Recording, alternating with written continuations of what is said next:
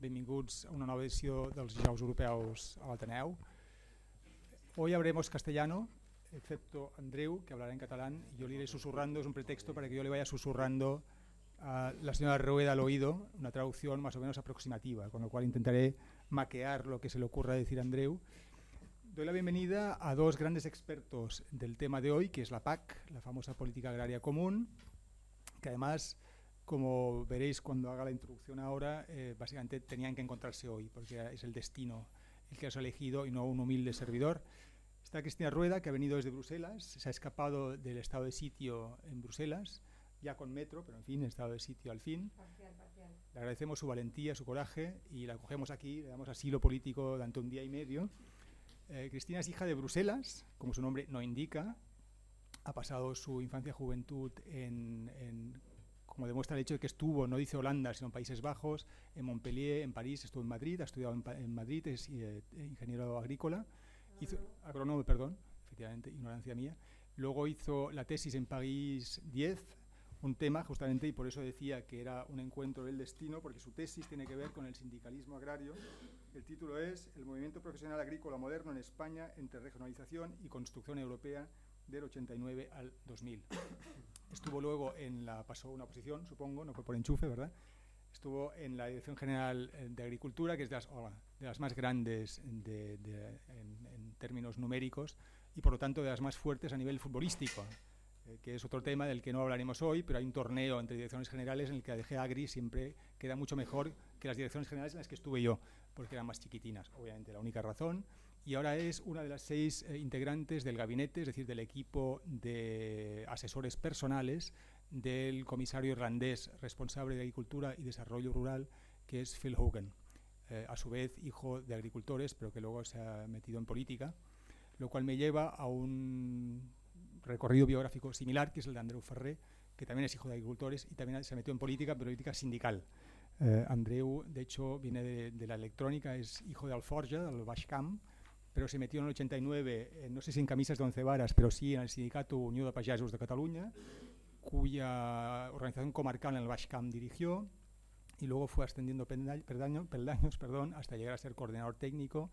Fue representante de Unió de Pagesos en la mesa agraria, fue integrante del Consejo Económico Social Europeo, en varios de cuyos dictámenes participó, y es autor prolífico en diferentes revistas. Yo he encontrado, haciendo el googlazo típico para preparar esto, he encontrado artículos sobre todo tipo de productos agrarios, el arroz, el fruto seco, el olivo, con lo cual le pueden preguntar luego lo que les le ocurra. Yo creo que sabrá contestar igual que la señora Rueda. Entonces no me enrollo más, el formato será el de siempre, es decir, ellos serán escuetos, precisos, cirúrgicamente precisos, y hablarán un cuarto de hora más o menos. La señora Rueda me ha dicho que incluso podría ser 14 minutos y medio, vamos a ver si puede mantener esa promesa, y luego el tiempo restante estará dedicado a debatir entre todos nosotros y entre ellos también, si se meten alguna pulla, como es costumbre. Señora Rueda, adelante, gracias.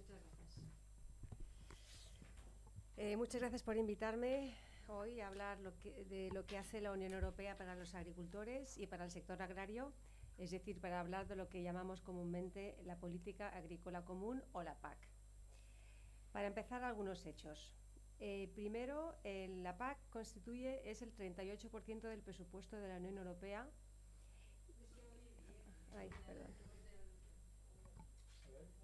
La PAC corresponde al 38% del presupuesto de la Unión Europea y se gasta cada año en 28 países de la Unión en temas de agricultura y desarrollo rural. Equivale al 0,4% del Producto Interior Bruto de la Unión Europea. Este presupuesto se destina a evitar distorsiones del mercado interno y al mismo tiempo contribuye al mantenimiento de los bienes públicos, el paisaje, el medio ambiente, etc. Creemos en la Unión Europea que es más eficaz tener una sola política común que cumpla con objetivos tales como garantizar la seguridad alimentaria que 28 políticas que compitan entre ellas. El presupuesto de la PAC, que es de 58.000 millones de euros al año, se gasta en 3 capítulos o en 3, digamos, áreas principales. En primer lugar, lo que se llaman los pagos directos. Los agricultores reciben pagos anuales para estabilizar sus ingresos Frente a la volatilidad de los precios del mercado, hablaremos más tarde de este tema, los efectos del clima, que son impredecibles, y los costes de producción variables.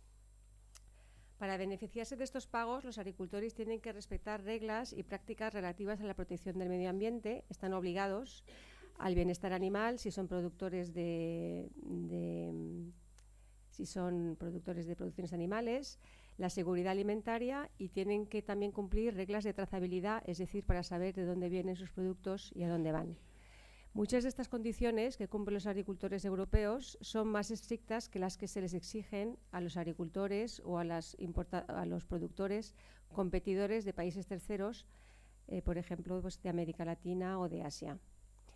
Para evitar distorsiones, estos pagos no se basan en lo que producen, sino en la tierra de la que disponen y en el uso que hacen de esta tierra. El segundo gran bloque de la política agrícola común en el que se gasta el dinero son los programas de desarrollo rural, que proponen cofinanciación para proyectos económicos, medioambientales o sociales, sobre todo destinados a explotaciones agrarias y a pequeñas y medianas empresas que están situadas en las zonas rurales. El presupuesto se gasta mediante planes diseñados por los estados o las regiones. En el caso español existe un plan nacional y 18 programas regionales. Los planes de desarrollo rural también permiten atraer capital privado. El tercer gran capítulo del gasto son lo que llamamos las medidas de mercado, que son medidas que se utilizan para enderezar crisis de mercado. Un ejemplo que puede ilustrar muy bien para qué sirven estas medidas es el que está relacionado con lo que se llama el embargo ruso. Desde agosto del 2014, la Federación Rusa decidió impedir la importación de la mayoría de los productos agrarios de la Unión Europea, también los productos agrarios de Estados Unidos y de Australia. Es lo que llamamos el embargo ruso, y ha afectado sobre todo a sectores de frutas y hortalizas, de porcino y de productos lácteos. Hay que saber que una de cada tres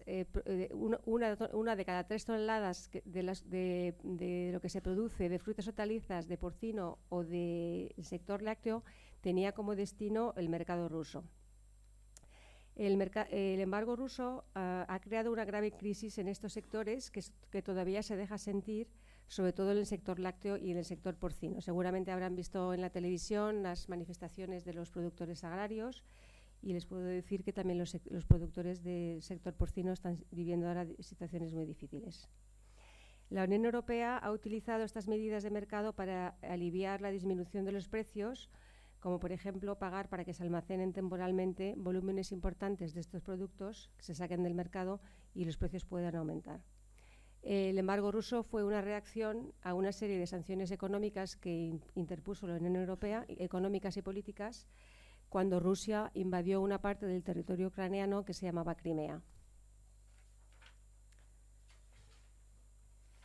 Otras medidas de mercado que también financia la política agrícola común, volvamos a este tema, son la promoción de los productos agrarios, la distribución, por ejemplo, de leche y frutas y hortalizas en los colegios, los programas de apoyo al vino, la creación y mantenimiento de organizaciones de productores, que son muy importantes en el sector de frutas y hortalizas, y que tienen un papel fundamental para permitir que los productores trabajen juntos para mejorar sus sistemas de producción y también para mejorar su poder negociador frente a los compradores, la transformación y la distribución. ¿Por qué es importante el sector agrario para Europa?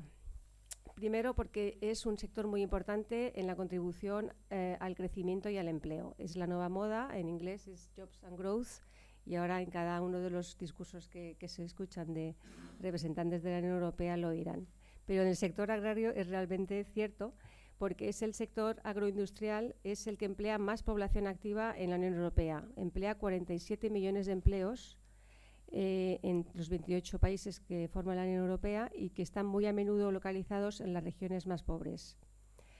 Hay que señalar que la diferencia de renta entre las familias agrarias y las no agrarias, aunque se ha reducido en los últimos años, sigue teniendo una diferencia bastante importante. La renta agraria es más o menos 40% menor que la renta media europea. El sector agrario europeo corresponde al 7% del Producto Nacional Bruto europeo y también corresponde a más del 7% de las exportaciones de mercancías europeas. Esto es algo que muchas veces no se sabe. Es, por ejemplo, más importante que las exportaciones de textil y es tan importante como las exportaciones de coches y piezas de coches. Otro dato que demuestra la importancia económica del sector agrario es que la Unión Europea es el principal importador y exportador mundial de productos agrarios alimentarios. Tenemos además una balanza comercial positiva de 18.000 millones de euros, en la que España, por cierto, contribuye con más de 10.000 millones de euros.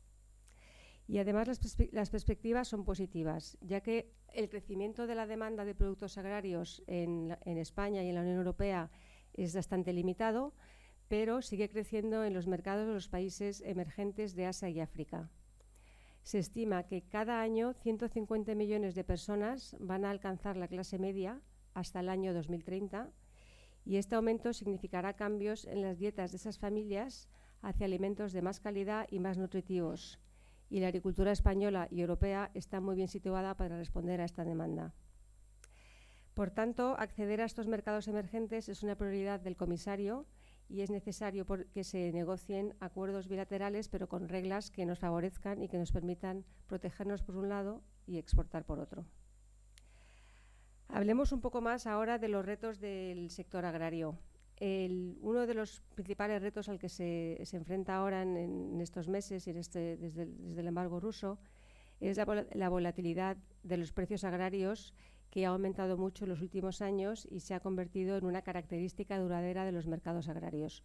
Voy a ponerles el ejemplo de la leche, del que se habla mucho en estos meses en los medios de comunicación. Por ejemplo, en el 2007, una tonelada de leche valía 3.800 euros. En el 2009 pasó a valer 1.650, es decir, la mitad, menos de la mitad. En el 2014 subió a 3.300 euros y en el 2015 actualmente vale solo 1.700 euros. Como ven, es una diferencia bastante grande en un periodo de tiempo bastante pequeña. Es una variación que consideramos que es bastante dramática y que tiene como consecuencia, al final, que los precios pagados a los agricultores también varían con igual magnitud. Por otro lado, los agricultores tienen costes cuando tienen que producir, los costes de los abonos y de otros insumos que se mantienen estables o más estables que los precios agrarios, y esto hace que los agricultores no puedan planificar su liquidez con una certitud razonable y también puede afectar a su nivel de deuda. Tiene bastante impacto también en las posibilidades de inversión en la explotación. Por esta razón, creemos que hay que y es otra de las prioridades del comisario, hay que mejorar el acceso de los agricultores y de las explotaciones agrarias al crédito y a la financiación con instrumentos financieros que estén adaptados a las especificidades del sector agrario. Existen ahora algunos instrumentos existen para las pequeñas y medianas empresas, pero no es el caso en la misma proporción para las explotaciones agrarias y sobre todo para cubrir los problemas que presenta la volatilidad de los precios. Por esto, en julio del 2014 se firmó un acuerdo entre el Banco Europeo de Inversiones y las autoridades agrarias de la Comisión para que el Banco Europeo cree posibilidades a los agricultores y a la industria agroalimentaria. El Banco Europeo de Inversiones nunca había considerado instrumentos financieros para el sector agrario. El Banco Europeo de Inversiones es el mayor banco privado del mundo, es propiedad de 28 Estados miembros de la Unión Europea y tiene un papel clave para desempeñar en esto. La idea es elaborar préstamos que estén adaptados a la volatilidad y a las condiciones del sector agrario y en particular se han identificado los sectores que más lo necesitan y para los que podría ser más útil, que es el sector lácteo, el sector de la carne de porcino, la silvicultura, las frutas y hortalizas y otros sectores. Hay ideas concretas que empiezan a surgir, sobre todo con el apoyo de los planes de desarrollo rural de algunas regiones europeas, como por ejemplo en la región francesa de Languedoc-Roussillon, y estamos deseando que se extienda y que sean instrumentos que estén disponibles para la mayoría de los agricultores en la Unión Europea. Hay que tener en cuenta que más de la mitad de los productores agrarios españoles, y es exactamente más o menos la misma proporción cuando se miran el conjunto de los agricultores europeos, tienen más de 55 años de edad. Y solo el 6% de los agricultores españoles tienen menos de 35 años de edad. Y pensamos que la creación de estos instrumentos financieros también les puede ayudar a instalarse mejor y sobre todo a asegurar más el relevo generacional. La cuestión del acceso a la financiación, como habréis podido ver, es una prioridad absoluta para el comisario. Y ahora me gustaría hablar de otro de los temas que está bastante presente en los medios de comunicación, y es el tema de la cadena alimentaria. En muchos Estados miembros de la Unión Europea, los agricultores están obligados, por cuestiones del mercado, por cómo está constituido el mercado, a vender a precios cada vez más bajos. Y la Unión Europea ahora quiere hacer todo lo posible para reforzar su posición en la cadena alimentaria. Esto puede tener lugar por medio de la negociación colectiva, a través de organizaciones de productores, y también, ¿por qué no?, una nueva posibilidad sería a través de una regulación adecuada a nivel de la Unión Europea. Por ejemplo, estamos estudiando con bastante interés cómo se gestiona el tema de la cadena alimentaria en España, que tiene una nueva ley, en el Reino Unido, en Letonia y en otros lugares. En el Reino Unido, por ejemplo, algunos supermercados como Tesco han aumentado los precios de la leche pagados a fin de reflejar la situación que afecta a los agricultores en su día a día. Y esto consideramos que se trata de un avance. A nivel de la Unión Europea, el presidente de la Comisión, Jean-Claude Juncker, reconoció en un reciente discurso que hizo sobre el Estado de la Nación que es necesario abordar esta cuestión. Sus observaciones reconocieron la importancia de esta cuestión en la agricultura, y los servicios de la Comisión están trabajando actualmente ahora en estrecha colaboración con los responsables de la competencia del mercado interno para intentar progresar en esta cuestión, que consideramos que es una cuestión de equidad y de sostenibilidad de la cadena alimentaria. Como el presidente de la Comisión dijo, es realmente algo erróneo. Hay algo erróneo que en el mercado cuando el precio de un litro de leche es inferior al precio de un litro de agua. Y está claro que cualquier solución a medio plazo exigirá que para que se estabilicen los mercados agrícolas, exigirá una acción potente de la Unión Europea y seguramente también de otras autoridades de competencia nacionales y europeas. De hecho, la Comisión está llevando a cabo un análisis en profundidad del conjunto de la cadena alimentaria, que se centrará en la estructura del mercado, así como los correspondientes comportamientos del mercado y sus impactos en los precios al consumidor y en los precios pagados a los agricultores. Los resultados de todos esos trabajos deberán permitirnos evaluar propuestas adecuadas lo antes posible y seguramente en el primer trimestre del próximo año. Espero, señoras y señores, haberles transmitido una idea de lo que es la política agrícola común y en la situación en la que nos encontramos, y algunas ideas de hacia dónde pensamos que tenemos que ir. La misión de la Unión Europea es asegurar alimentos de calidad producidos de forma sostenible para nuestros ciudadanos, al tiempo que se garantiza la sostenibilidad de los medios de producción de los agricultores y de las empresas agrarias. Y el instrumento y fundamento de esta misión es la política agrícola común, que seguramente deberá evolucionar para responder a un mundo cambiante en la Unión y en el extranjero. La política agrícola común tiene una orientación clara de mercado, junto a una orientación social, una orientación cultural y una orientación medioambiental. Y estamos muy orgullosos de la política agrícola común y seguiremos defendiéndola en la Unión Europea.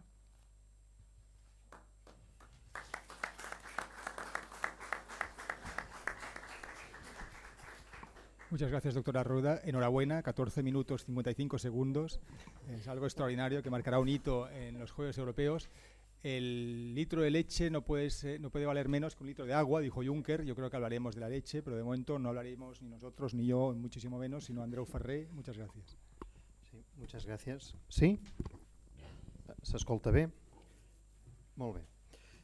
Bé, després del que ens ha dit la senyora Rueda, a mi em quedaria d'entrada fer algunes matitzacions, no tant per entrar en polèmica, sinó una mica per situar alguns dels aspectes que potser han estat, diguem, oblidats o fins i tot en alguns casos posats a la crítica més dura, no? de la societat quant a la política agrària comuna. Ella ha centrat molt bé quan és la despesa que en aquests moments hi ha respecte al pressupost de la Unió Europea, però a mi m'agradaria posar-ho en relatiu, perquè respecte a la Unió Europea és molt gran, però és molt gran perquè a la Unió Europea li hem cedit als estats poca sobirania. N'esperem molt, però de sobirania n'hi hem cedit poca. La política agrària comuna és una de les polítiques que sí que se li ha cedit i per tant la desenvolupa en la seva totalitat, però tots coneixem que la medicina, l'educació, els serveis socials, l'ordre públic, etc., no són competències de la Unió Europea. Per tant, sobre aquesta administració és molt important la política agrària comuna, però si la posem en el conjunt de les polítiques públiques doncs té un pes més relatiu. Tan relatiu que actualment la cooperació al desenvolupament de fora d'Europa, per tant amb les zones més desafavorides del món, és tant o més gran que la política agrària comuna. Saben vostès que hi ha hagut tot un debat per arribar al nivell de gastar el 0,7% del producte interior brut en cooperació al desenvolupament, que no hi som, estem en el 0,40 i alguna cosa, i de fet la política agrària comuna està al voltant d'aquesta xifra, dels 50 i escaig mil milions d'euros en aquests moments. I per tant, sobre el conjunt de pressupostos públics, la política agrària comuna està un pèl per sota de l'1% de la despesa pública del conjunt de les administracions públiques europees, en el conjunt de tot plegat de totes les competències públiques. I per a què es destinen aquests diners? Doncs aquests diners es destinen bàsicament, ella també ho ha comentat, bàsicament a diverses qüestions. Una ens hem de posar al cap que la política agrària comuna es dissenya quan es fa el Tractat de Roma, el 1957. De fet, els seus objectius no han canviat, són exactament, literalment, les mateixes frases, les del tractat originari amb les del tractat actual. Això ha canviat de numeració i ara ja és el Tractat de Funcionament de la Unió Europea, no el Tractat de la Comunitat Econòmica Europea, però és diversos elements. El primer té a veure amb la ciutadania, que en aquells moments la seva gran preocupació era assegurar-li l'abastiment dels aliments. Aquesta també és una de les grans preocupacions avui en dia, encara que pot semblar que això ho tenim resolt, no? És cert que cada vegada amb el creixement de la població al món, i aquest és un dels reptes que efectivament tenim al damunt de la taula, que l'ONU no para d'insistir que l'agricultura del món, no només l'europea, la del món, haurà de ser capaç de sostenir l'alimentació de 9.000 milions de persones, amb la qual la seva productivitat ha de créixer significativament per a poder-ho fer, i si això no es dona així hi haurà crisis, i n'hi ha hagut en el món, i de fet no fa massa, potser vostès hauran vist a la premsa que Xina es dedicava a comprar terres a l'Àfrica i terres a altres països de l'Àsia, perquè potser és poc conegut, però als anys 2007-2008 hi va haver una crisi alimentària al món, que vam estar a la ratlla de tenir problemes d'abastiment, no de seguretat en quant a la qualitat de l'aliment que ens mengem, sinó d'haver-n'hi prou. I Xina es va trobar amb un dels problemes al damunt de la taula que són rellevants per assegurar que tenim 3 plats a taula al dia com a mínim, 3 àpats, no 3 plats, sinó 3 àpats al dia, que és que els països que tenia al voltant, que són productors d'arròs com ella és consumidora d'arròs, doncs no li volien vendre, perquè aquests estats, encara que més pobres que ells, i encara amb en la seva dieta una proporció més gran d'arròs que la Xina tinguent diners, perquè saben vostès que està en una expansió econòmica, potser ara més ralentida, però estem parlant de l'any 2007-2008, ni pagant no podia comprar arròs. I el que va fer va ser canviar la política geoestratègica i fer inversions fora del seu voltant per assegurar-se que no li tornés a passar el quasi susto que es va tenir. Dic quasi, perquè no va passar, afortunadament, però aquest creixement de la població i alguna mala collita a vegades comporta coses que la gent que va viure la Segona Guerra Mundial i que per tant va constituir en el seu dia la Comunitat Econòmica Europea van tenir molt clar. Una de les estratègies per tenir una població amb benestar és que tingui assegurada la seva alimentació. I aquest és un dels objectius, el que té sentit que els països cooperin perquè aquest benestar pugui estar assegurat aquí a nivell europeu. Després té la segona gran importància, que és la de que, i ella també ho ha posat, la senyora Rueda al damunt de la taula, que ja llavors, i avui això continua, la rendibilitat de l'activitat agrària està per sota, bastant allunyada de la rendibilitat de la resta de sectors econòmics de l'economia, i per tant una de les coses que pretén és impulsar la modernització, la millora de la productivitat agrària d'una forma sostenible, òbviament, però perquè aquestes rendes millorin, perquè evidentment aquest és un dels problemes que després es reflexa en aquesta estructura d'edat que també ella posava al damunt de la taula, que Catalunya s'assembla a la mitjana de la Unió Europea, s'assembla bastant en temes d'estructura d'edat. És una casualitat, perquè hi ha països amb més població agrària, més jove, i països que estan una mica més envellits que nosaltres estem més o menys a la mitjana, però de fet actualment una mica més del 30% dels titulars d'explotacions agràries a Catalunya estan jubilats, són persones de més de 65 anys.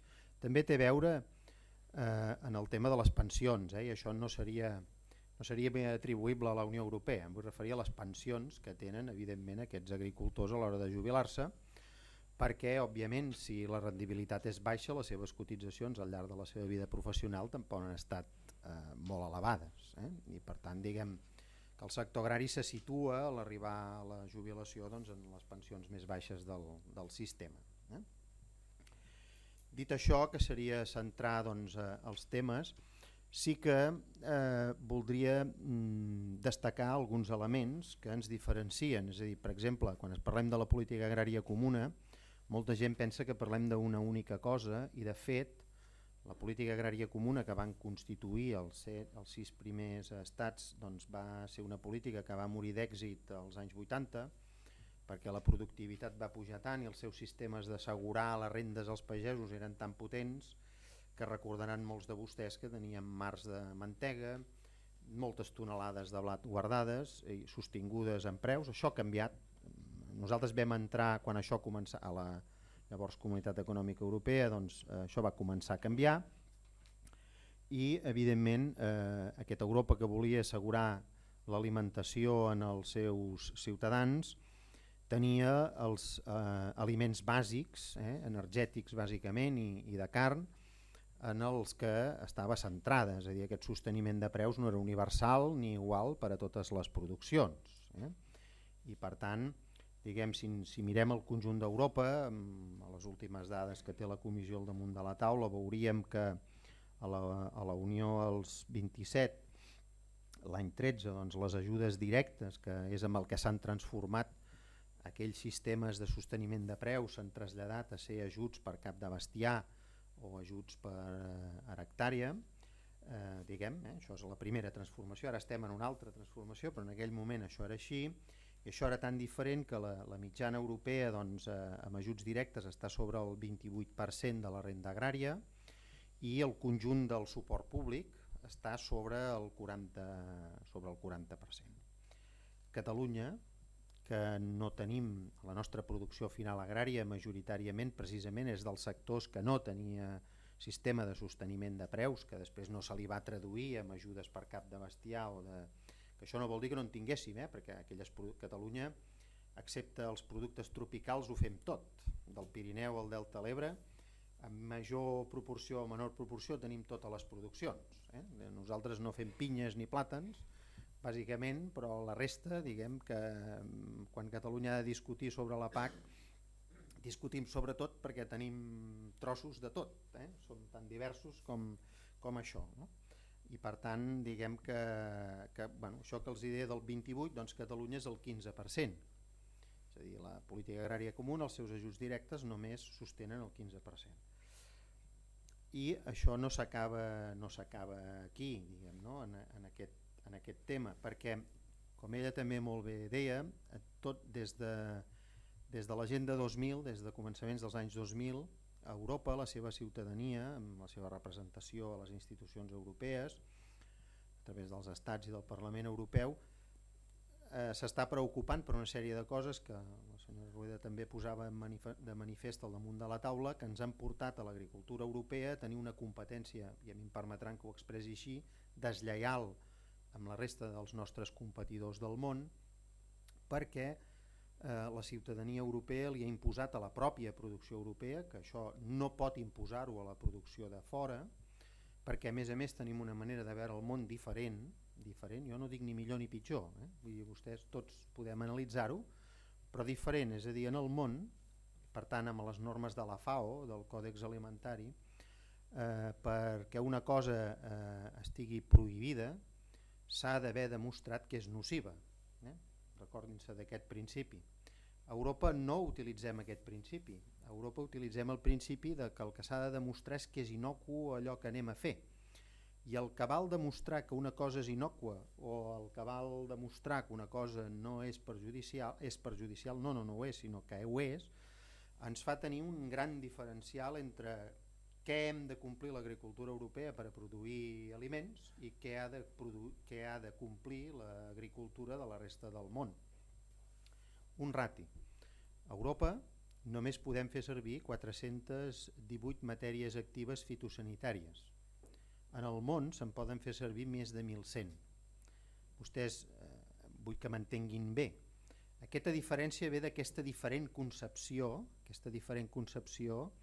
de com veiem les coses en quant a un seguit de coses, i els explicaré quines són. Una és la salut dels que treballen a l'agricultura, és a dir, Europa no permet que, ja no dic allò que els arriba a vostès amb els aliments, és molt rigorosa en què podem fer que no afectem a la salut dels nostres ciutadans, que després tindria una despesa pública en el sistema públic sanitari, òbviament, no? Aquest és un dels elements. Un altre dels elements és que no contaminem la nostra aigua. Ens preocupa poc, em refereixo en aquest sentit, no tenim potestat política per si es contamina la Xina, que és conegut que està molt contaminada, però en canvi el que li deixem fer a l'agricultura a Europa doncs té aquesta perspectiva. Té la perspectiva de que no contaminem el sòl, que és un dels elements essencials per després produir aliments, òbviament. Tenim una preocupació sobre el benestar animal. El mateix que dic de matèries actives fitosanitàries ho podem trobar en els medicaments veterinaris o els additius alimentaris. Tot això fa que d'aquests últims 15 anys hem divergit, no convergit sinó divergit, i Europa s'ha convertit en el lloc del món on les seves produccions són les que tenen la major seguretat, i ara sí que estic parlant de sanitat, no d'abastiment, no de la quantitat per poder alimentar-se, sinó que quan estem produint, perdó, m'he deixat una última cosa, que és preservar la biodiversitat europea. Aquests elements ens han fet diferenciar de forma molt substancial, i de fet la política agrària comuna, que abans pagava bàsicament el sosteniment de preus, i de fet tenia un efecte molt important en la renda, perquè amb els estudis de l'OCDE està demostrat que quan nosaltres vam incorporar a la Comunitat Econòmica Europea el 86, amb 20.000 milions d'euros érem capaços de sostenir el 45% dels ingressos dels agricultors de llavors, és a dir, 20.000 milions posats en instruments de mercat bàsicament i restitucions a l'exportació, permetia tenir uns preus a dins Europa molt més elevats que la resta del món, per això érem criticats en les rondes negociadores mundials de liberalització del comerç. En canvi ara nosaltres, ben justet, els mecanismes que tenim de mercat sostenen el 3,5% dels preus, i en canvi tenim un manteniment de la despesa pública, entre altres coses perquè ara ja no som els 15 o els 12 quan nosaltres vam entrar, som 28, ens repartim un pressupost des de començaments dels 2000 semblant, una mica creixent però no gaire, entre molts més països i per tant moltes més hectàrees i molts més productors, no? I aquests són els elements que ens distingeixen, i compte, El tema del suport públic a l'agricultura, jo ara per començar, perquè m'acosto als 15 minuts, si no vaig errat, m'he posat el rellotge al davant per veure-ho. Hi ha una altra qüestió que a vegades també es diu, no? I és que s'haurien d'anul·lar tota la protecció a l'agricultura. Jo els diria que això s'ha d'anar una mica a pams, no es pot fer de cop i volta, i a més s'ha de tenir en compte que fan la resta d'àrees o països del món que serien competidors amb nosaltres, no?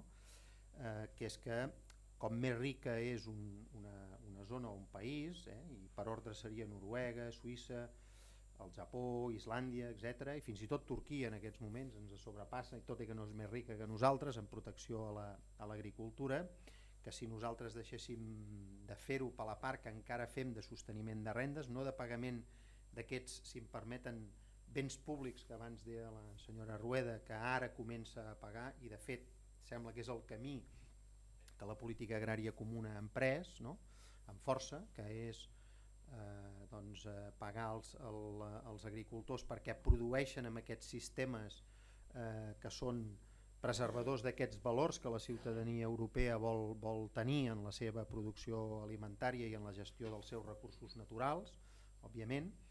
A banda d'això, hem de tenir en compte que aquests altres països, evidentment, els propis Estats Units, que no ho he dit, però també tenen un sistema molt potent de protecció de la seva agricultura, no?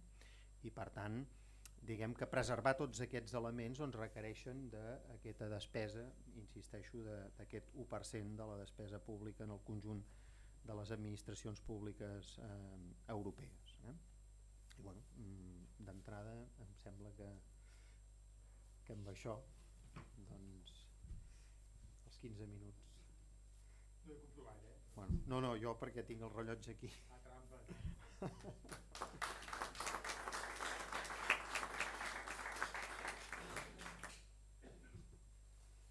Bé, doncs moltes gràcies als dos convidats, ja hi han dit la seva, ara es toca als presents. Jo passaré el micròfon perquè així es queda millor gravat, ara passo el micròfon.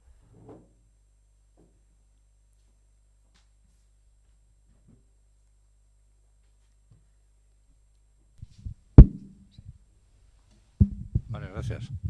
Muchas gracias por la ponencia de ambos. Yo voy a hacer unas preguntas muy claras, en parte porque también soy algo interesado. Bien, ¿sobre qué cuantía y por qué conceptos las subvenciones de la PAC repercuten aquí en varios sectores, en varias producciones? Me voy a concretar un poco sobre el aceite y el secano. ¿Cuál es la cuantía, la subvención por hectárea y sobre el producto y a quién corresponde, digamos, percibir estas cuantías? Por ejemplo, no es porque hable de mí, pero en este caso, lo tengo ahora reciente, yo tengo un poco de terreno en la zona de Castilla-La Mancha, y en la cual esto lo explota un señor que yo todavía no sé nada, porque nunca me ha dicho nada, lo llevaba por lo menos 20 y tantos años, nunca me ha dicho, oye, toma, un café, 0, y también oliva. Ahora, por ejemplo, me ha dado de 3 o 4 años 60 litros de aceite. Pues mira, esto es lo que quedé con tu padre, como este ya no lo cuenta, que es mi padre, pues ya está, yo digo, y bueno, a mí me han dicho que eso corresponde, y en parte la señora Cristina Rueda ha ido un poco en este tema, corresponde por el uso de la tierra, ha dicho usted, y entonces el uso de la tierra, digamos, la tierra es mía. A esto corresponde verdaderamente percibirlo, al propietario o al quien explota, y luego la cuantía sobre hectárea. Muchas gracias.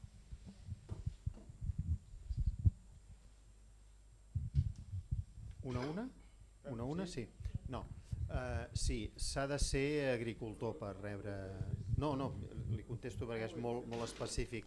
S'ha de ser agricultor, és a dir, s'ha de ser el titular de l'activitat econòmica per tenir dret a percebre els ajuts de la PAC. Una altra cosa és la seva relació contractual que vostè acaba d'exposar amb el seu mitger o arrendatari de Castella. Això és una qüestió particular del dret civil que a més la nostra no és igual que la d'allà. Recordaran que nosaltres tenim legislació contractual agrària específica perquè ve de la compilació del dret civil català propi i per tant no tenim la mateixa legislació d'arrendaments, però la PAC claríssimament no la poden cobrar els propietaris. Compte, els propietaris que ells són els titulars de l'activitat econòmica sí que cobren, però no cobren en tant que propietaris, cobren en tant que són els titulars de l'activitat. O sigui, per què un bé, en aquest cas la terra, és explotat econòmicament, doncs això es pot tenir pel títol que es tingui, perquè s'ha deixat pacíficament i gratuïtament, perquè és onerós amb un contracte de conreu, perquè ets el propietari, l'usufructuari, etc. El motiu pel qual ets el titular doncs serà el que sigui, però de fet només es pot pagar en aquests que ho són. En quant a l'ajut mig, això difereix perquè si és una terra de cereal, els ajuts històrics del cereal, que és sobre els quals avui ens basem, doncs hi ha un pla de regionalització. Jo no sé, les terres a la seva zona i dins de Catalunya són diferents, és a dir, en un municipi té un rendiment teòric d'una manera i en un altre el té d'una altra, i van en relació que va de 1 a quasi 2, el doble. Això no passa tant en regadiu és de 1 a 1 i mig la diferència, és a dir, un 50% més en funció dels rendiments històrics, i l'oliva encara és pitjor perquè l'oliva ve del rendiment real que es tenia de l'any 99 al 2002, i per tant el que van rendir els olivers allà on vostè té les terres jo sí que no li puc dir, perquè a més és el rendiment real que va tenir aquell oleicultor que ho conreava, no és quin era el rendiment mig. Sí. Muchas gracias por las explicaciones que nos han dado. Yo una pregunta porque me ha preocupado mucho. Cuando ustedes hablan y han dicho que hay una competencia desleal, es decir, que el mismo producto producido aquí en Europa por un agricultor o producido en un tercer país, las normas son distintas. Bueno, entonces, ¿qué normas o qué defensa tenemos en Europa para controlar un poco todo esto? Porque claro, esto perjudica. Y la segunda pregunta relacionada con esta, ¿cómo hacen para que salten alarmas? Si hay una importación, yo que sé, masiva o importante de un producto que ha estado tratado con un elemento químico contaminante, ¿cómo hacen para que salten las alarmas? ¿Qué controles hay? Gracias. Sí. No, jo te comento, t'explico ràpidament. Que hi hagi dos sistemes no vol dir que no n'hi hagi un d'estàndard mundial que el té Europa adoptat igualment, és a dir, que és el límit màxim de residus, és a dir, qualsevol producte que ve importat ha de complir, hi ha unes comprovacions en frontera i nosaltres no deixem usar el producte perquè pot tenir efectes sobre la nostra biodiversitat, la terra, l'aigua o la salut de l'aplicador, dels que són productors, però en canvi a la resta del món la FAO, vull dir que no és una empresa privada, la FAO segueix això i efectivament hi ha uns estàndards mundials que són obligatoris a tot arreu. És a dir, nosaltres, quan dic això estic dient que ens costa més produir, no que us intoxiqui un producte que ve de fora. Vull dir, jo vull també deixar clar això, que s'entengui bé, és a dir, Europa és molt estricta també en comprovar si es compleixen els límits màxims de residus en les produccions que venen fora. Però hem arribat a la circumstància de que tenim algunes hortalisses mediterrànies que avui no tenen cap producte químic per a defensar-se sobre qualsevol plaga. Ho hem de fer amb tecnologia ecològica, encara que no es pugui certificar com a ecològic, de fet, sense fer cap producte. Si ve de fora, podrà utilitzar un dels productes que sí estan autoritzats a la resta del món, però haurà de complir no tenir més d'aquest límit màxim de residus, que és el que està demostrat en el món que doncs, no tindria efectes nocius sobre la salut. Això jo no he volgut alarmar ningú. He dit competència deslleial perquè el cost europeu per produir 1 quilo és més elevat que, o 1 litre, sigui el que sigui, que fora de la Unió Europea, i evidentment hi ha menys productes usables per a produir un mateix producte aquí que fora, i són més cars. A lo mejor puedo completar. Sí, seguro. Sí. En general, los derechos de aduana, es decir, la protección que tenemos en las fronteras europeas para importar productos es muy elevada. porque hay que pagar unos derechos de aduana muy elevados. Creo que somos uno de los países, de los bloques del mundo que tenemos derechos más elevados. El problema viene cuando negociamos acuerdos con otros países para liberalizar el comercio. Entonces ahí es efectivamente cuando tiene un problema, porque vas a liberalizar de los dos lados, vas a exigir que las dos partes puedan exportarse e importarse productos agrarios, pero efectivamente en una de las partes es muchísimo más caro producir que en la otra, porque las exigencias, sobre todo de temas de producción animal y de otras, son muchísimo más importantes, más exigentes en la Unión Europea que fuera. Y ahí es donde está el problema, y eso es lo que siempre en las negociaciones hay que gestionar. Y eso se puede gestionar ya sea porque limitas, o haces unas cuotas y limitas que esa importación venga, por ejemplo, hemos negociado un acuerdo bilateral con Canadá recientemente. En Canadá es mucho más barato producir la carne bovina que en la Unión Europea. Hemos firmado un acuerdo de liberación comercial, pero ese producto no se ha liberado. La carne bovina no se ha liberado y se ha creado una cuota que le permite a los canadienses exportarnos 46.000 toneladas de carne todos los años, pero únicamente eso. A partir de ahí ya tienen que pagar el derecho que nosotros consideramos que es el que protege. La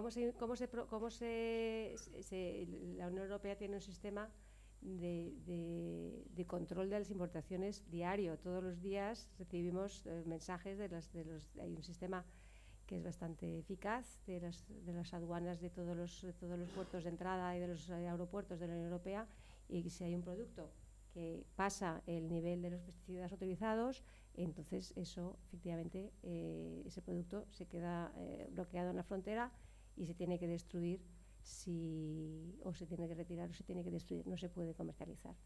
Lo que quiero que quede claro es que en la Unión Europea las normas de seguridad alimentaria se tienen que aplicar para todos los productos, independientemente de si tienes acuerdo o no. No son negociables, lo único que es negociable son las cantidades, pero las reglas aquí sobre los niveles de pesticidas y los niveles de higiene, esas no son absolutamente para nada negociables, y todos los productos las tienen que cumplir y se controlan las fronteras, en las aduanas, en todos los puntos en los que entra mercancía.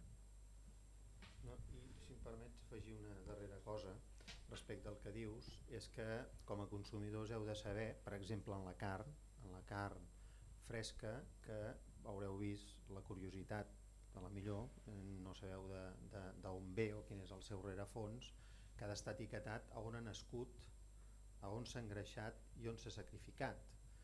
I no es posen aquestes tres coses per separat perquè sí, sinó perquè les normes de cadascuna d'aquestes coses, en funció d'haver-se produït fora d'un país al costat de la Unió Europea, però ser sacrificat dins, o el vedell nascut i després engreixat i sacrificat a Europa, el que li indica al consumidor, o li hauria d'indicar, de fet aquesta és la voluntat de les normes d'etiquetatge obligatòries europees, és que el consumidor pugui triar perquè sap en quin mètode ha sigut de cadascuna de les coses. La carn és el més sofisticat, i aquest debat està en aquests moments present a Europa, és a dir, hi ha un debat entre la indústria i els consumidors, i els agricultors en aquest sentit estem més propers als interessos dels propis consumidors, precisament per la competència deslleial que ens comporta aquestes importacions a preu més barat, no perquè sigui més barat en el sentit de salaris, sinó perquè fins i tot països del nostre nivell, com que el seu cost de producció és més baix per exigències més baixes, en els nivells que siguin de les normes, doncs ens convé que estigui ben etiquetat. Hi ha un debat sobre si s'ha d'etiquetar tot o no. Això va començar precisament per les vaques boges, està a la carn. En fruites i hortalisses això ja fresques sempre ha sigut obligatori, és a dir, fa molts i molts anys que quan anem a comprar una fruita o hortalissa hi ha de posar de quin estat és origen. Si no hi posa estan incomplint les normes d'informació als consumidors, i per tant en fruites i hortalisses és capaç. El problema està en que la indústria es resisteix en els transformats a incorporar aquesta informació. Hi ha tot un debat sobre un reglament nou d'informació davant dels consumidors que no només tracta aquest tema, però jo em centro específicament en això, que el que està en aquests moments és discutint-se si allò que un 50% del producte, és el que s'està discutint, no dic que sigui norma, allò que és un 50%, per tant el producte principal de qualsevol aliment, doncs si hi hagi de posar o no en l'etiquetatge d'on prové, de quin és l'estat originari, no tant per tenir una guerra en quins estats s'ha produït, sinó perquè precisament el consumidor sàpiga si està triant una cosa que té els valors i ha produït aquests béns públics a Europa o no. Diguem que aquest seria el... Per exemple, la mel o l'oli ja s'etiqueta si és Unió Europea o no és Unió Europea. Diguem, n'hi ha uns que perquè ve de més antic se'ls hi va posar l'Estat, i hi ha altres que són de regulació més moderna o més recent, diguem, no? que només cal posar si és Unió Europea o no Unió Europea. I això és una informació adreçada, òbviament, al consumidor.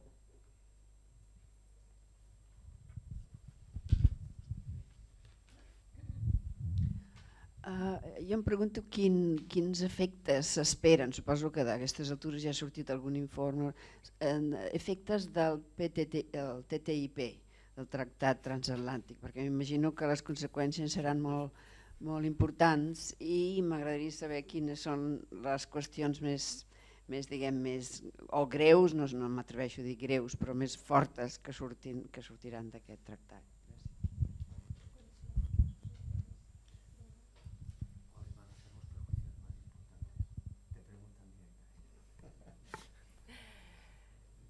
Sí, hay mucho debate con respecto al TTIP.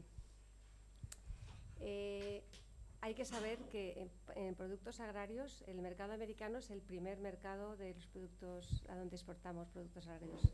La Unión Europea, sin el mercado americano no podríamos exportar. Tenemos balanza comercial excedentaria, exportamos mucho más que lo que ellos nos importan. En volumen es mucho más lo que los americanos nos exportan, pero en valor es mucho más lo que nosotros exportamos, porque los americanos exportan muchísimo grano, soja y productos de valor añadido muy bajo, y nosotros exportamos frutas, hortalizas, vino, aceite de oliva, productos que tienen un valor añadido muchísimo más elevado. Ay, perdón. Sí, perdón. Entonces, en el sector agrario tenemos mucho que ganar si podemos hacer un acuerdo con los Estados Unidos. Pero lo importante del acuerdo con los Estados Unidos no es eso. Lo importante del acuerdo con los Estados Unidos es el tema de las normas y las reglas. Intentar que podamos negociar reglas, trabas administrativas, porque los Estados Unidos tienen muchísimas trabas administrativas, sobre todo para exportar productos en el sector agrario, se puedan reducir y que de una cierta manera podamos encontrar una cierta equivalencia entre las normas de los dos bloques, las normas de las exigencias de los productos entre los dos bloques.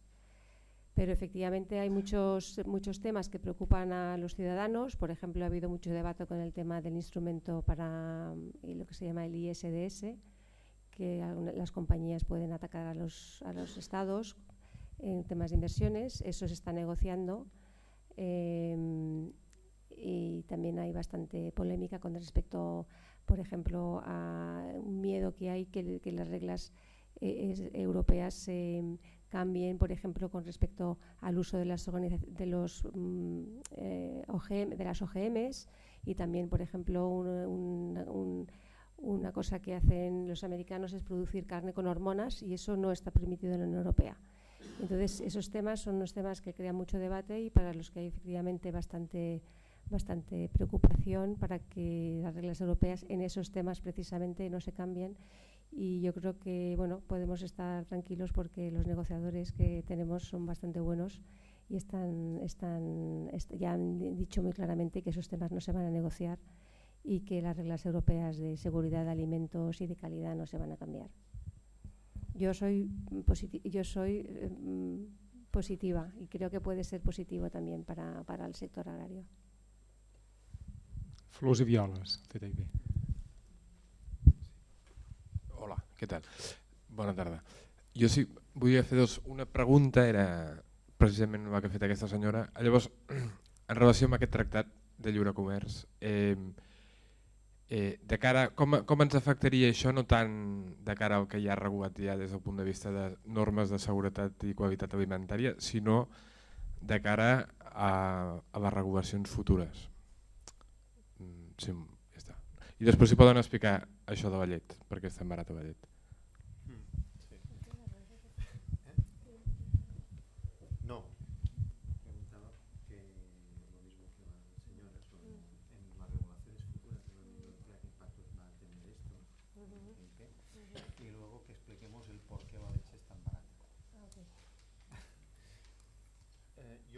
con lo de la leche? Sí, yo creo que sí. Sí. Bé, bueno, el tema de la llet és tan barata és una qüestió que, diguem, té moltes variables. Té moltes variables i unes d'elles tenen a veure amb el sistema que Europa havia tingut. És a dir, la llet ha estat hiperprotegida fins al 31 de març d'enguany, perquè tenia quota lletera, és a dir, a Europa un ramader no podia produir tanta llet com volia. De fet, si se sobrepassava la quota que tenia assignada, havia de pagar penalització. I per tant el consum de la llet tenia un teòric equilibri entre oferta i demanda. Més enrere, perquè això hem d'explicar una mica la història que jo he dit així molt ràpidament, no perquè ara m'hi hagi de detenir, però efectivament la llet era un dels sectors aquests que tenia una protecció de preu perquè hi havia, i encara hi ha, però diguem amb uns valors i unes quantitats molt petites, un sistema públic d'intervenció en la mantega i en la llet en pols, de forma que quan hi havia excedent de llet sobre el consum europeu se'ls garantia un nivell de preu. Això estaríem parlant, diguem que de mitjans dels 2000, és a dir, ara estaríem a 10 anys d'això, que s'ha desmuntat aquest sistema, perquè el que es va passar és de la protecció del preu a la subvenció al productor, en funció d'aquesta quota lletera que tenia cadascun, a la vegada que a Europa han passat unes coses que són les que estan passant a l'economia globalitzada, és a dir, el comerç ja no és el senyor de la lleteria de la cantonada, sinó que la llet fresca, quan dic fresca no em vull referir a aquesta que hi posa que és llet fresca, em refereixo a la que està dins els tetrabrics o les ampolles, a tota aquesta llet que no està transformada. El 88% es ven a la gran distribució. És a dir, a Espanya, i això passa igual a la resta d'Europa, la quota no serà exactament la mateixa, però imaginin-s'hi vostè que a Espanya a Catalunya mateix en aquest moment hi ha 3 empreses que dominen el 60% de la venda diària de productes. Doncs el 88% aquest es ven en aquestes grans distribuïdores, el 60% d'aquest 88% el venen 3 empreses. A la vegada que les empreses de recollida de llet i de fabricació de iogurts no artesanals, em refereixo als postres làctics en general, s'ha concentrat en 4 mans. A Espanya hi ha 4 grans empreses de la indústria agroalimentària. De forma que nosaltres tenim un munt de milers de ramaders que produeixen llet, 4 empreses que en compren i al damunt 3 empreses que ho venen al consumidor. Aquest és el desequilibri de la cadena alimentària que en aquests moments tenim, perquè aquest desequilibri, quan el preu estava sostingut per una intervenció pública, el ramader no se n'adonava, perquè quan ell li baixava el preu per sota d'un determinat nivell, anant a la intervenció pública obtenia aquell preu mínim. Això, com que érem atacats per la resta del món, perquè és veritat, jo encara que representi pagesos a mi no em costa gens de reconèixer-ho, és a dir, quan Intermón Oxfam criticava la PAC dels anys 80, i hem de recordar la dels anys 80, jo ho dic així perquè a vegades hi ha gent que no se'n recorda que això ha canviat molt. Quan Europa era capaç amb aquest sistema de sosteniment de preus i de restitucions a l'exportació de fer que la llet produïda a Europa a costos europeus es transformés en llet en pols, es portés a Haití i a Haití s'hi afegís aigua i fos més barata l'europea que la produïda a Haití i per tant arruïnàvem, i és cert que ho fèiem als anys 80 els europeus, no dic un d'aquí o d'allà, arruïnàvem doncs els països menys desenvolupats del món, doncs tenien problemes amb la PAC i eren molt criticats per aquest tema.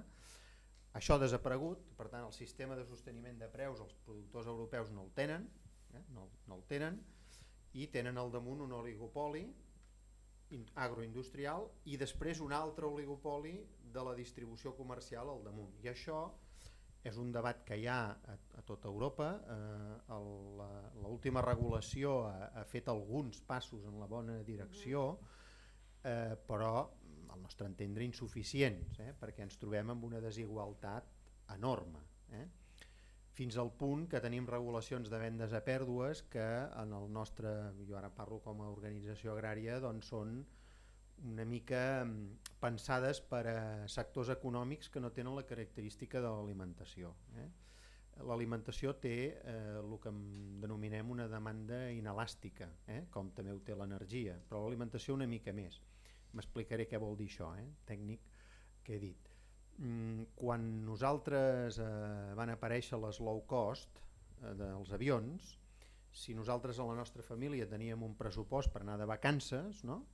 El fet de que els bitllets d'avió baixin un 75% ens fa viatjar més vegades. Nosaltres sortíem més vegades més lluny perquè la demanda és elàstica, és a dir, quina és la demanda d'aquest servei turístic té a veure amb quin preu té. L'alimentació compleix la característica al revés, és a dir, nosaltres que la llet valgui la meitat de preu, la gent no veu el doble de llet, el triple, no passa això, és inelàstic, és a dir, el preu fa canviar poc la seva demanda. I per tant, uns operadors que tenen un poder tan gran en la cadena alimentària, amb aquesta configuració, qualsevol esternut que es produeixi a la distribució o a la indústria agroalimentària és quasi una pneumònia en la producció. I això no està...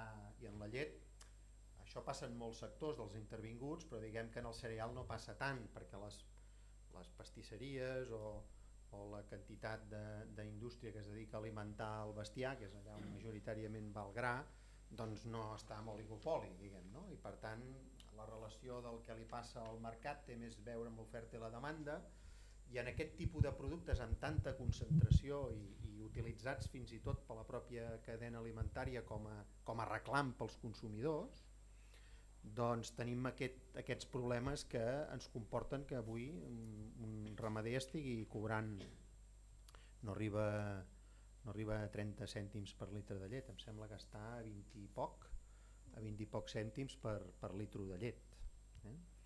I per tant, doncs, bueno, aquesta és una de les coses, no passa només en el sector de la llet, això passa en més sectors, és a dir, a Espanya en aquests moments tenim unes anomalies extraordinàries, i això ja no té res a veure amb la Unió Europea, té a veure amb les autoritats de la competència espanyola específicament, que és que en el vi, en l'oli, en la llet, en els conills i en la fruita seca, havent-hi preus més alts en el món, els productors espanyols són els que menys cobren de tot el món.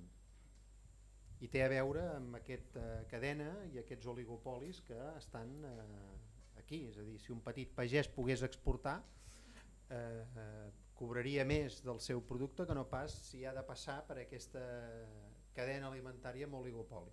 I aquí tenim un desequilibri molt gran que s'ha produït a la vegada, és a dir, a la vegada que Europa desregulava els preus, aquestes grans empreses es feien amb el control del mercat, ja sigui agroindustrial o de distribució.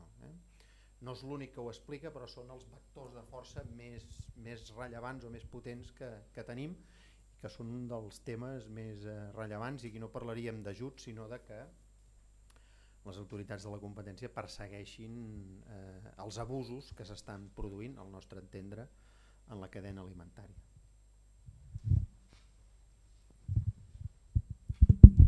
No sé si quieres. Sí, no, quería comentar la pregunta del TTIP, ¿no? Sí.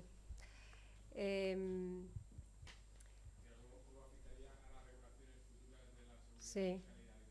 Sí. A las regulaciones futuras de calidad o seguridad alimentaria en particular no afectaría, porque como ya he comentado, los temas que son más sensibles, como el tema de las hormonas, los otros pesticidas, esas reglas no van a cambiar porque la Unión Europea es muy firme en ese tema y no va a permitir que esas se cambien. Hay un debate sobre qué papel tienen que tener en general los ciudadanos, los Estados miembros, los gobiernos, los parlamentos nacionales, las regiones en las políticas que hace la Unión Europea. Eso es un debate que se lleva ya desde hace 1 año y medio, 2 años, porque efectivamente se reclama que haya más participación de la sociedad civil y de las partes interesadas en las políticas que hace la Unión Europea. Esa es una petición que han hecho pues, muchísimos parlamentos nacionales, los regionales, muchísimas ONGs, y ahora se está reflexionando hasta qué punto se puede cambiar la manera de preparar las políticas para que sea mucho más abierta para que haya más consultas con la sociedad civil, para que se hagan más análisis de impacto y en ese sentido se recojan más las opiniones de todas las personas que pueden estar afectadas por esa política. Y en ese sentido, seguramente muchos países terceros que se ven afectadas por las políticas que hacemos en la Unión Europea, pues puedan también tener un papel para decir lo que piensan o lo que les parece una política. Pero únicamente en la fase de creación de la política, cuando se piensan opciones, y es una práctica que se va a extender seguramente para todos los tipos de políticas de la Unión Europea.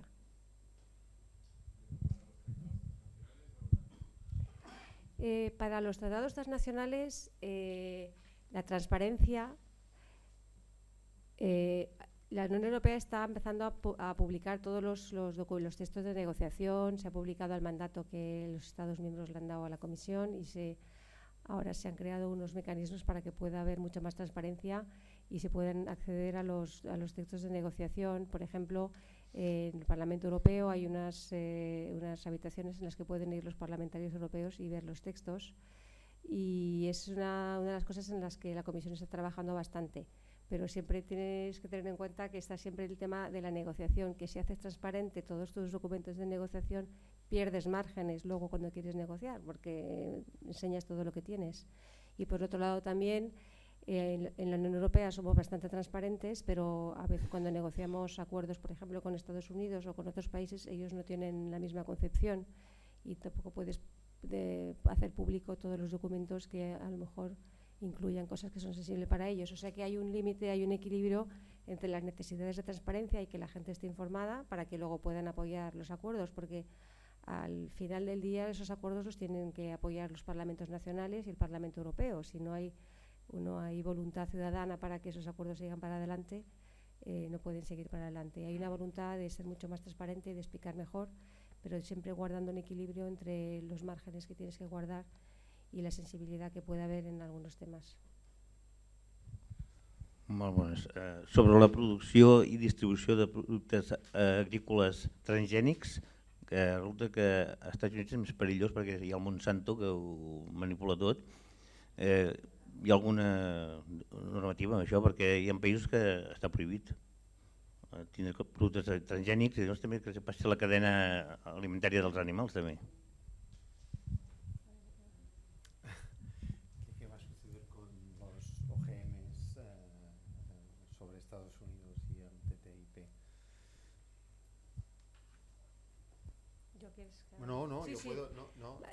También es un tema muy sensible el tema de los OGMs, porque está claro que los ciudadanos europeos están en contra de que se produzcan OGMs en la Unión Europea y que se consuman OGMs. Entonces, ahora se le ha dado la posibilidad a los Estados miembros para que ellos decidan si quieren producir o no quieren producir OGMs. España, por ejemplo, produce OGMs, pero hay bastantes países europeos que han dicho que ellos van a tomar la decisión de que no se pueda producir OGMs en sus países, y eso no va a cambiar con ningún tratado, porque eso es únicamente soberanía nuestra de la Unión Europea.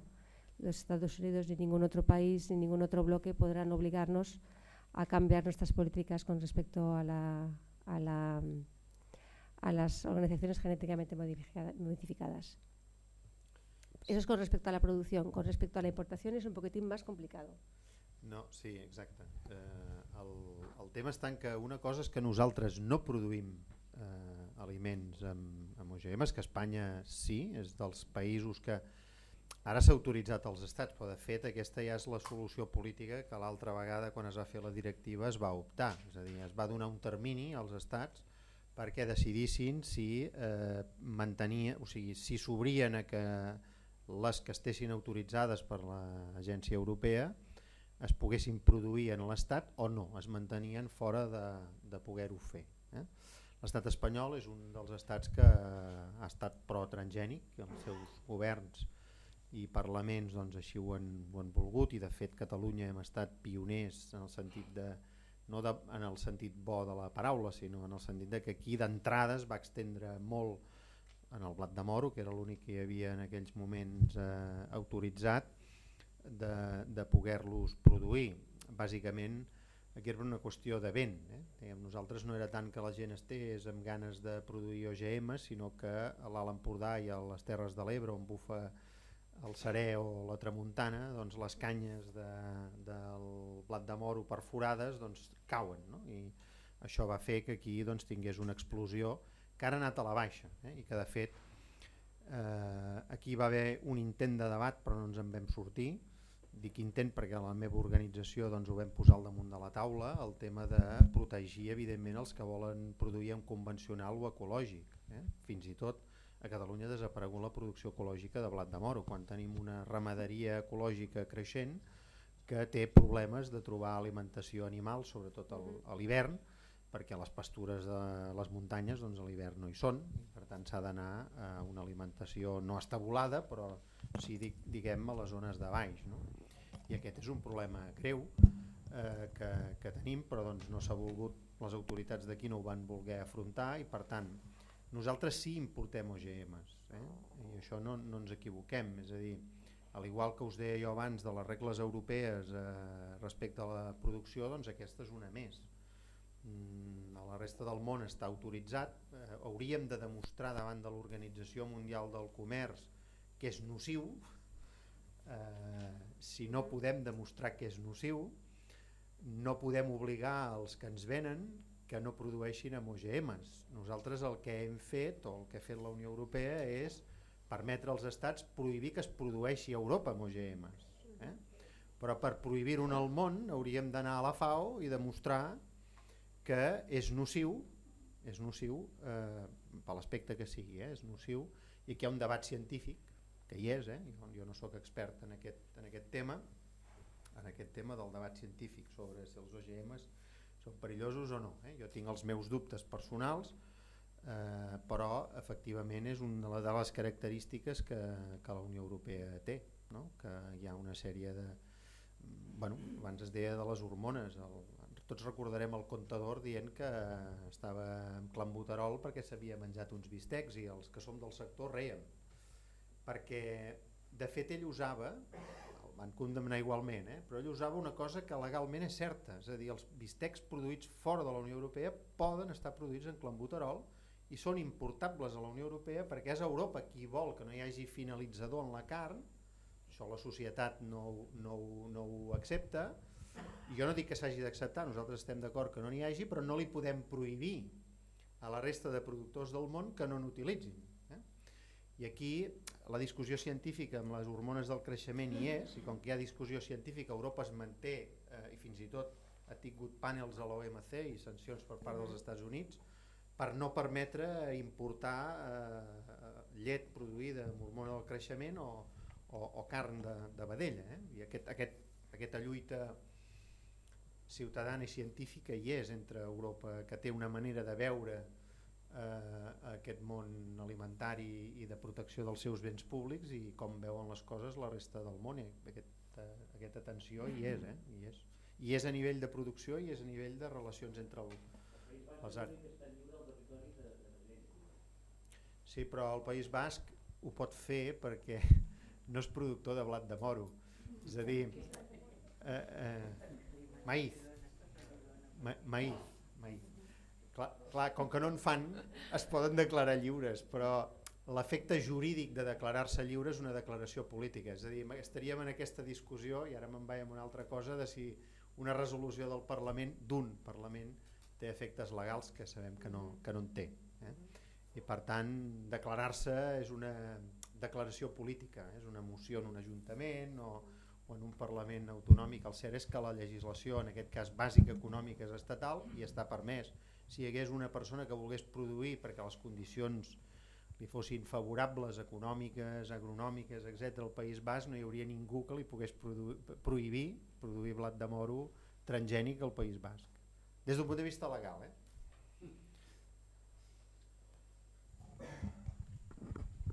¿Alguna otra intervención? Yo tenía una pregunta relacionada con lo que ha dicho la doctora Rueda. No se'n ve, crido més fort, no m'agrada cridar. Som gent pacífica i no ens agrada cridar. Avant el micro, me l'empasso directament. Així millor, sí? Sí? Però és que vostè és a la primera fila, i els darrere em senten ara o no? Sí, fan que sí amb el cap. Yo tenía una pregunta relacionada, se me ha olvidado mencionar una etapa de la biografía rica en etapas de Andreu Ferrer, es que fue consejero de un ente de cese de la actividad agrícola, diseñado, según me explicó antes de venir aquí, para asegurar la transición básicamente de agricultores en la época de la crisis de la fruta seca en el Baix Camp, precisamente en la zona de Reus, para asegurar que la gente se pueda jubilar y encontrarse un sucesor que en su propia familia no encontraba. Entonces, mi pregunta es, Andreu ha hablado de las montañas de mantequilla, de los ríos de aceite, de los lagos de vino que hemos históricos, sufrido. ¿eh? Históricos, Ah. históricos, que no ha dicho si se han enjuagado o si siguen Sí, en sí, algún no, almacén no, allí están agazapados. Entonces, actualmente yo tenía entendido que sobre todo países como Francia, que todavía tienen una estructura agraria muy, muy fuerte en su sociedad, una sociedad que, bueno, basta ver películas de Gomer para ver la importancia del campo y de la casa en el campo y las raíces familiares en el campo.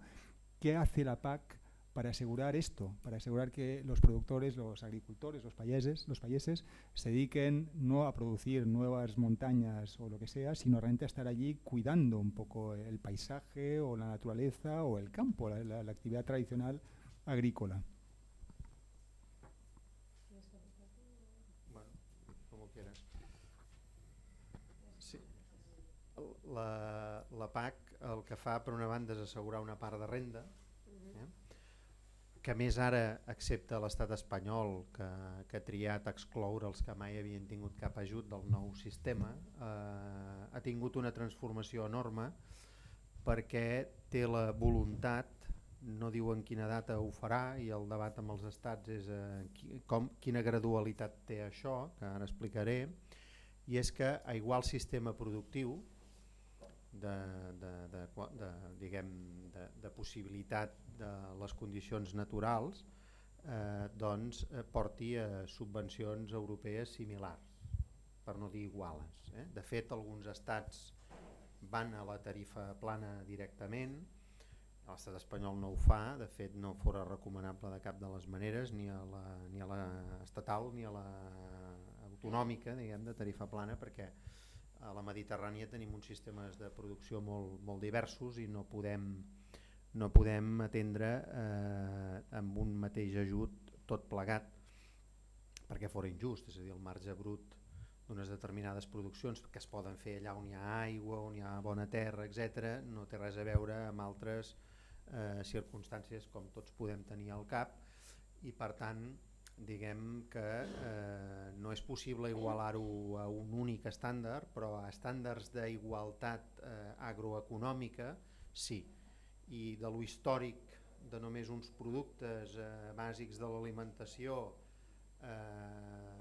s'anirà passant, no sé en quina gradualitat, ara en fem un primer tros fins al 2019, s'anirà passant a un sistema que, per dir-ho d'alguna manera, serà una ajuda a la renda bàsica d'aquests agricultors, però no hem de menysprear, i abans també s'ha comentat per part de la senyora Rueda, tota la política de desenvolupament rural, que jo no n'he parlat massa, i això que ara tu parlaves ho és, i de fet la política de desenvolupament rural és un dels altres objectius de la pròpia política agrària comuna, no? Com deia jo abans, el de fer avançar la productivitat, l'economia en el món rural, etc. I per tant té la segona pota, la PAC, diguem d'aquests 50 i alguna mil milions, vora 13.000 anuals estan destinats a millorar la competitivitat del sector agrari o mantenir, o sigui, té les dues funcions i són en el cas espanyol les regions qui trien, hi ha altres llocs d'Europa que són els estats, això depèn, cada formulació institucional doncs ho fa de la seva manera.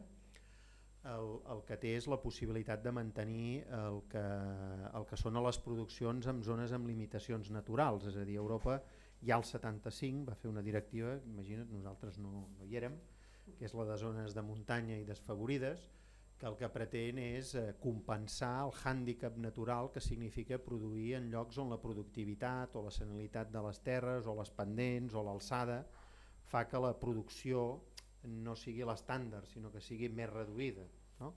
I això, doncs hi ha un ajut que existeix, està finançat també dins de la política agrària, no aquesta d'ajuts directes, sinó la que cofinancia amb les administracions regionals en alguns casos o estatals, depèn, torno a dir, de la situació institucional, i que, per exemple, a les zones de muntanya, doncs, a l'última reforma se li permet dedicar-li un suport significativament bastant més elevat del que fins ara s'havia...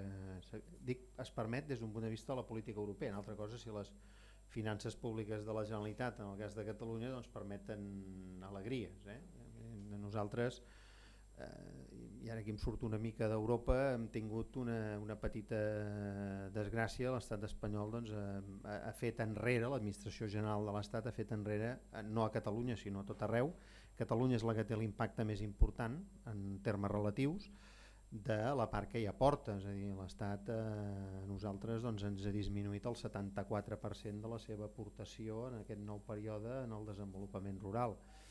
Hem salvat els mobles agraris, els hem salvat perquè hem hagut de reduir el nostre programa de desenvolupament rural, però allò que era més significatiu, la incorporació dels joves pel relleu, la modernització de les explotacions, complir amb la part ambiental, que és obligatòria, de que un 30% dels recursos europeus de desenvolupament rural es dediquin doncs, a programes ambientals, de lluita contra el canvi climàtic, etc. Respectant això, que és la part mínima europea obligatòria, que no vol dir que no sigui agrària, que també ho és, no? Són nous sistemes que són més beneficiosos pel medi ambient i el canvi climàtic respecte als que són obligatoris per produir, no? Són voluntaris ajudats. Doncs això nosaltres ho hem salvat aquí a Catalunya, disminuint algunes coses, però per exemple el nostre programa de desenvolupament rural doncs, no podem ajudar a extendre o millorar cap servei bàsic rural.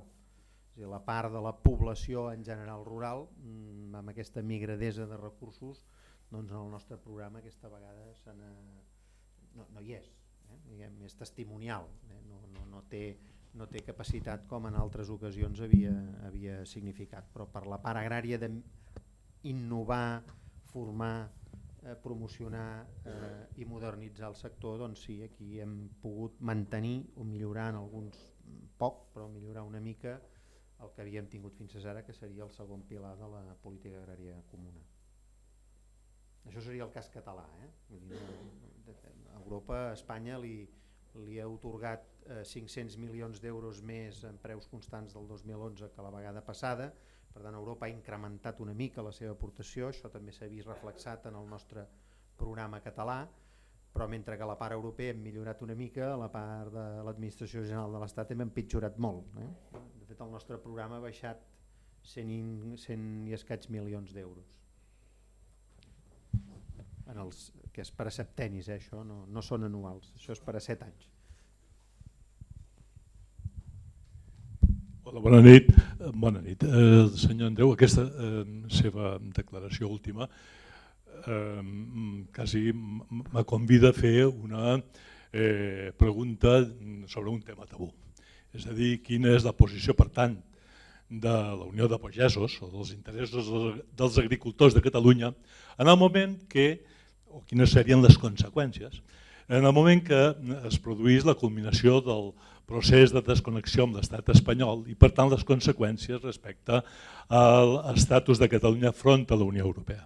I demanaria, si encara fora, independentment del resultat pacífic acordat o no acordat, si hi ha mecanismes transitoris, quan s'està fora de la Unió Europea, de mantenir ajuts a l'agricultura catalana, en aquest sentit, de la República Catalana, encara que no fos membre de la Unió Europea, les conseqüències polítiques de la independència, però s'utilitzés aquest argument jurídic que un ha escoltat, és a dir, que la independència de Catalunya no voldria dir que els ciutadans espanyols, en aquest sentit els pagesos catalans, continuarien sent pagesos emparats per la política agrària de la Unió Europea. No sé si la pregunta s'ha entès. Sí, l'entenc perfectament. De fet, la nostra organització va dedicar una part significativa de la seva darrera assemblea, l'assemblea és l'òrgan màxim entre congressos, a discutir això, quan encara no era, això era fa un any, ara, fa un any, perquè de fet ja feia 3 anys que hi havia el rum-rum polític. La nostra organització va néixer així i continua sent així, és democràtica i independent de les forces polítiques, i per tant nosaltres no estem ni per A ni per B com a organització, les persones són lliures, nosaltres evidentment, i així ho hem declarat sempre ja quan vam néixer, doncs, participant a l'Assemblea de Catalunya, nosaltres hem estat pel que el poble de Catalunya decideixi, i una altra cosa és que vam fer aquesta reflexió de que els pagesos poguessin triar coneixent les coses, però triant ells, no la nostra organització, que no es manifesta ni a favor ni en contra del procés, sinó respectuosa amb el procés.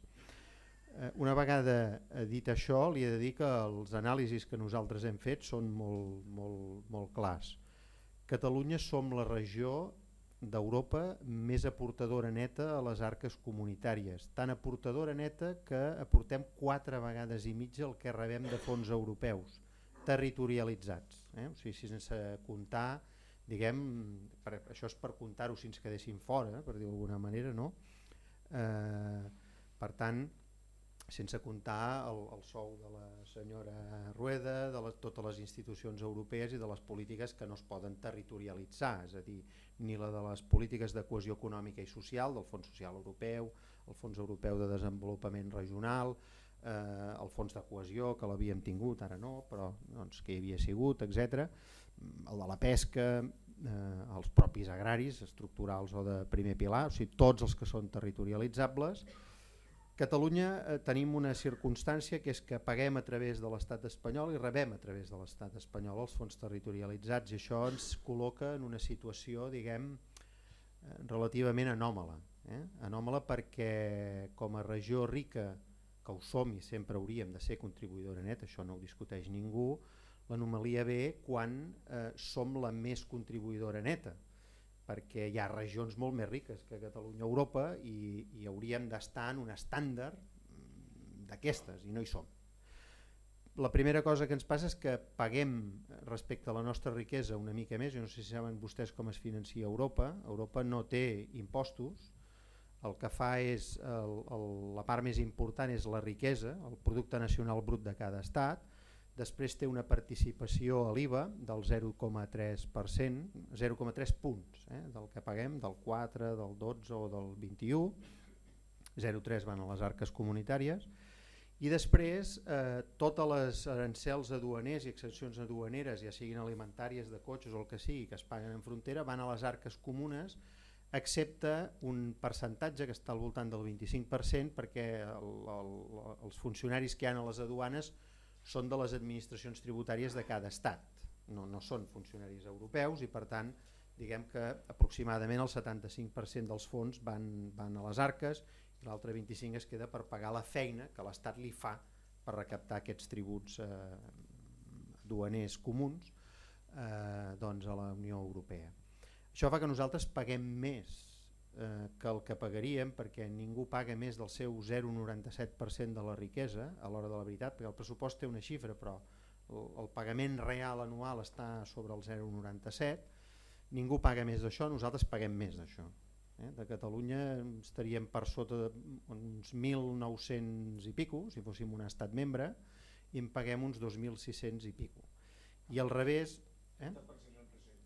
no, és una mica més, és un 1 i poc, però no estem per sota de l'1, que és el que hauríem d'estar. Perquè l'Estat el que fa és del que recapta d'impostos paga Europa.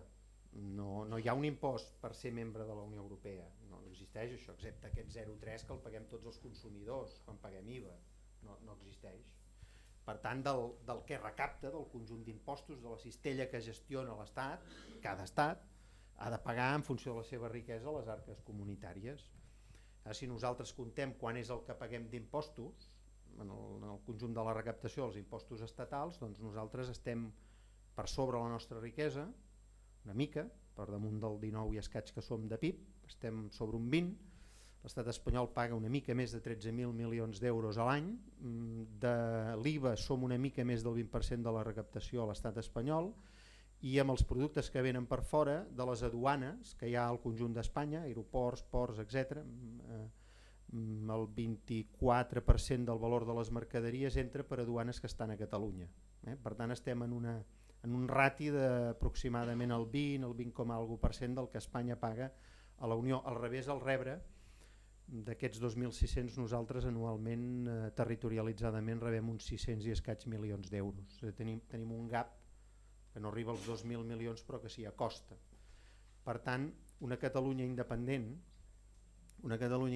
en quant a pagar, la PAC s'hauria de convertir transitòriament en lloc de comuna en catalana, és a dir, hauria de ser la política agrària catalana equivalent a la comuna, si vostè vol, perquè el cert és que, i això nosaltres ho constatem, excepte la CUP, tota la resta de forces polítiques de l'arc parlamentari volen ser membres de la Unió Europea. Una altra cosa és que hi hagués una fatalitat política que ens fes estar fora una temporada, no? Més curta o més llarga, això seria un altre tema. Però diguem que la Catalunya actual tindria perfectament la capacitat econòmica de fer l'equivalent i a més estaria bé que ho fes no només pels pagesos, sinó perquè com que si haguéssim d'anar pel camí que alguns diuen que és quedar-nos fora i tornar a entrar com si fóssim un estat nou, això té tota una discussió jurídica que jo ara no hi vull entrar, fora un altre debat aquest. El tema és que a banda dels grans temes que es miren de la Convenció de Copenhague sobre si la seguretat, el dret, la democràcia, etc. són equiparables, després hi ha la part tècnica, de si podem complir a les fronteres, els protocols, etc. Clar, Catalunya, com que en som, això avui ho complim. Si la immensa majoria, excepte la CUP, i em referiria a 10 diputats sobre 135, perquè fins i tot els que no volen la independència, ningú vol marxar de la Unió Europea, hauríem de tenir un Parlament i un govern que voldria entrar. Per tant, el lògic fora que encara que fóssim fora mantinguéssim paral·lelament, és a dir, no podríem dir que complim el dret europeu perquè no en seríem, però el raonable fora que mantinguéssim també les qüestions tècniques, no ens allunyéssim perquè si mai de fet hi hagués la candidatura automàticament compliríem, estaríem en els estàndards també tècnics, no només en els més grans polítics que recullen els tractats internacionals, sinó també els tècnics. Si avui ho complim, demà ho podríem complir encara que no fóssim membres de l'estat espanyol i per tant aquesta és la qüestió. Però a mi quan em pregunten això jo els he de dir una cosa molt sincera, l'important pel sector agrari no és si som membres o no som membres, una vegada dit que des d'un punt de vista econòmic podríem, sinó si les 4 llibertats fonamentals es mantenen, que Europa té moltes maneres de fer-ho i ho té pactat en molts llocs. I nosaltres la circulació de mercaderies, de persones, de béns i de capitals l'hauríem de tenir garantida, no només el sector agroalimentari, que és molt exportador en els països i si Espanya no fos el nostre estat, evidentment Espanya també. La suma d'això és molt important en l'economia catalana i per tant el més important seria ser un lleial negociador amb la resta de socis que tenim ara, perquè nosaltres tenim més interessos en comprar i vendre que no en les ajudes que cobrem. Les ajudes que cobrem són importants per qui les cobren, però si ens mirem el sistema econòmic, que els impostos que paguen aquest sistema econòmic fan possible pagar els impostos, ja sigui a la Unió Europea o aquesta PAC transitòria, catalana, no comuna, si destrossem l'economia això no fora possible. I per tant importa més que les 4 llibertats es mantinguin. La forma institucional de mantenir les 4 llibertats és tot un altre debat. El cert és que Europa en els tractes comercials, no necessita unanimitat per reformar els tractats, sí, i això jo ho dic també perquè aquesta pregunta me l'han fet a molts llocs. És cert que hi ha 4 coses en els tractats que s'han de canviar i només es poden canviar per unanimitat, és a dir, tu no pots estar al Parlament Europeu i tenir eurodiputats perquè això ha d'estar al tractat, no pots tenir vots en el Consell Europeu o el Consell de la Unió Europea, no pots estar al Consell Econòmic i Social i el català no pot ser oficial com a tal si els tractats de la Unió Europea i de funcionament no es canvien en aquests 4 aspectes i això sí o sí requereix unanimitat, sí o sí. Amb indiferència del debat de si ens quedaríem dins, ens quedaríem fora, estaríem amb un peu dins i un peu fora, aquí hi ha opinions de tota mena. Per tant, no sé si m'ha entès bé la meva contesta, que tenim més interessos en els interessos econòmics que no tant en el tema de si cobraran. Allà hi ha un senyor que demanava. Sí, em sap greu, però ja m'ha esgotat el temps. Em sap greu, però ja és que sempre li faig a la Jordina i m'acabarà matant i és una llàstima, tinc canalla. A usted pide una declaración institucional de la doctora Rueda sobre la independencia de Cataluña y la PAC. No, No, yo no he dicho nada sobre la independencia de Cataluña. es verdad, es verdad. Se ha extendido y ha tocado tangencialmente el tema. No ha contestado la pregunta. És que jo no li contestaré perquè la meva organització, que és la pregunta que m'ha fet, no està ni pel sí ni pel no de la independència.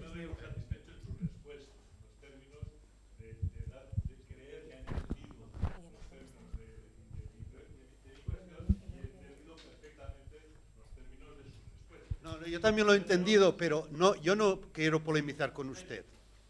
Por favor. En cambio lo lamento, pero la doctora Rueda declina amablemente su oferta de no. Puedo contestar. Lo que yo piense o no piense no tiene absolutamente ninguna relevancia como persona, como ciudadana. Lo que tiene relevancia es lo que dice mi institución, y mi institución, la Comisión Europea, dice que esto es un problema, un tema nacional y que tiene que ser tratado en los términos nacionales. Esa es la posición oficial de mi institución. Estatales, aquí decimos estatales. Molt bé, doncs hem arribat fins aquí, sentirem l'himne europeu. Moltes gràcies als dos ponents per les seves intervencions.